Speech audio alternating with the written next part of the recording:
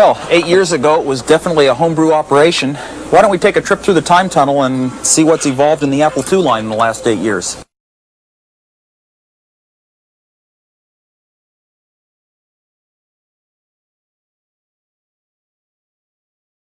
Right over here, we've got the very first computer we ever built, long before we even started a company. And back in those days, you had to scrounge all the components you could for as free or as cheap as you could. And there's probably under $200 total that ever went into buying a few parts at the local electronics store.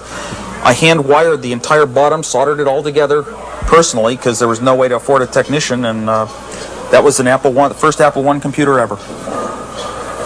The case, we didn't deliver them in a case. It was sort of like everyone, you had to customize yourself, so a friend's father built the case.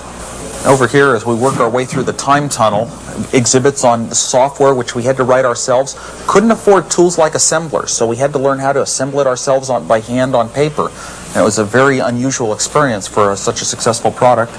Got examples of the interface boards that we had to design to plug accessories into the first Apple II computers.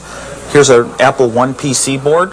The keyboards over time evolved. The first keyboard I bought from Datanetics because I saw an electronics magazine advertising it for $60, and that was cheap in those days.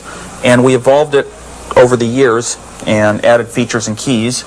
The cassette tapes were how we stored our software in the original days, because we didn't have a floppy disk until about a year after we introduced the Apple II computer. And way in the corner is an example of how you had to customize every individual Apple I, because we did not supply a case with the computer.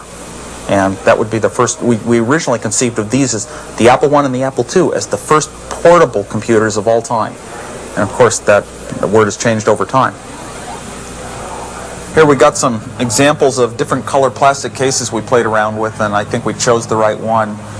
And up on the wall are a couple schematics of the Apple II computer, which are kind of interesting because the first schematics were all on dozens of sheets of paper, and you'd save a chip, so you'd throw it out and redraw it.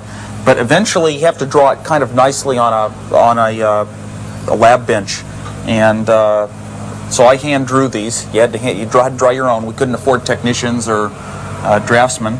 And then you just shade out the lines. Every time you connect a wire on the board, you draw it out so you'll get everything cooked up right. And this was the first Apple II schematic. It's on Hewlett-Packard paper because in those days you had to borrow what you could get. This is our new Apple IIc computer, and it's sort of a culmination of a lot of thinking, particularly that Steve Jobs had in the early days. We would argue, I said the Apple II should have 8 slots, and he said it should only have a couple, and that was about the only argument we ever had. After all these years, we can finally define what almost everyone wants in a computer. And